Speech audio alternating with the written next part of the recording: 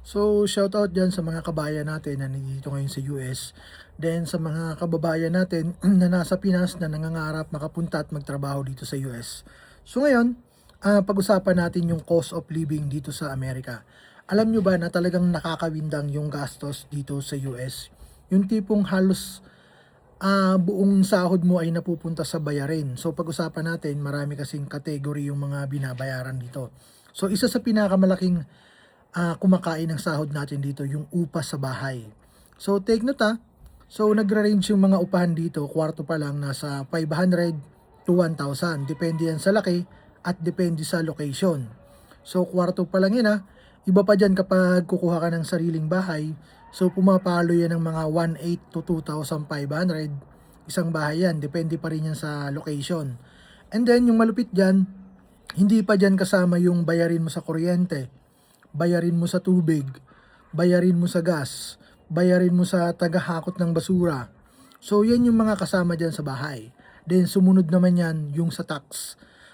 May kalakihan yung tax dito, talagang nakakawindang din kasi iba-iba yung mga parang ang daming kinakaltas dito na tax. Merong tinatawag na federal tax, merong tinatawag na state tax, mayroong iba-iba.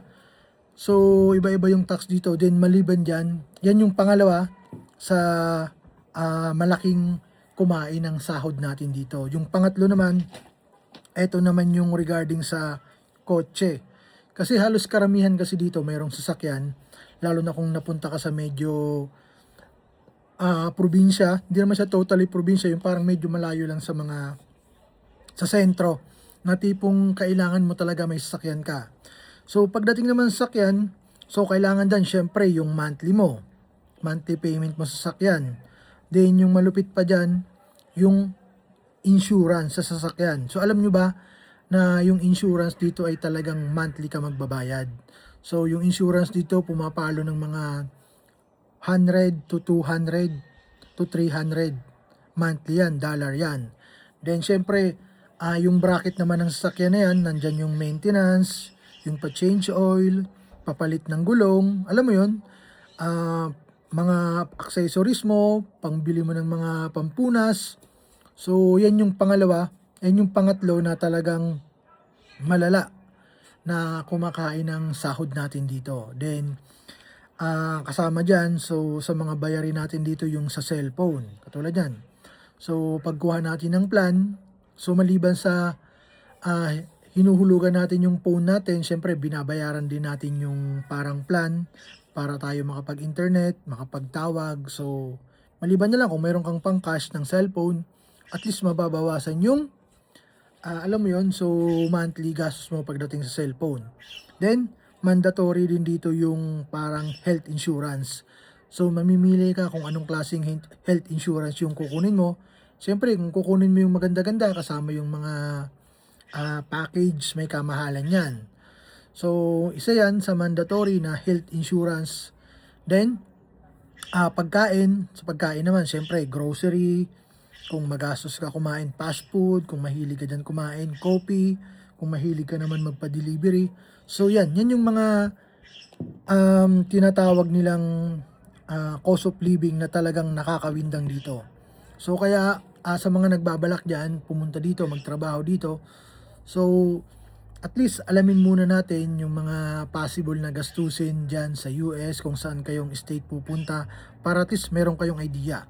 Kasi kapag napunta kayo dito, talagang mawiwindang kayo na ganito pala, meron palang, ang mahal pala ng upa sa bahay, so ang mahal pala ng, ang laki pala ng kinakaltas sa tax, so meron palang monthly insurance, meron palang monthly health insurance, kumbaga yung mga gastos pa sa bahay, alam mo yun. So, sobrang daming gastos kapag nandito na kayo, malalaman nyo yan, sobrang daming gastos. Kaya, yung sinasabi natin kapag minimum lang yung sahod mo, and then, isang full-time ka lang, talagang hindi uubra. So, tama lang talaga yung sahod mo, pang-survive mo, pambayad sa lahat. Yung tipong pang-survive lang, kaya nga karamihan dito halos mayroong second job, mayroong side hustle. Kasi yung pang part-time nila or pang second job nila, parang yun yung parang pambili nila ng kung ano-ano. So pangkain sa labas, panggala, pampadala sa Pinas. So alam mo yun, kaya sobrang laki ng second job. Then yung second job yung parang yung extrang budget natin. Kasi yung first job na pang full-time, yun yung halos pambayad o gastusin natin sa mga bayarin dito. Pero take note hindi lahat dito merong second job kasi meron ditong mga Pinoy na talagang ang lalaki ng sahod. Yung tipong hindi na nila kailangan ng second job. So yan yung mga professional. So sobrang dami dito niyan. Iba't ibang trabaho yan. Marami rin tayong mga kakilala diyan ng mga Pinoy dito na talagang mabiwindang ka sa mga sahod nila. Yung tipong hindi na nila kailangan ng second job, hindi na nila kailangan ng part-time kasi yung isang full-time lang nila na trabaho, isang full-time lang nila na sahod, kaya na niyang tustusan yung mga bayarin. So, yun. Yan ay based lang yan sa aking experience. So, yan. So, pwede kayong mag-comment kung mayroon pa akong mga hindi nasabay dyan sa mga bayarin dito sa US. So, yun lang.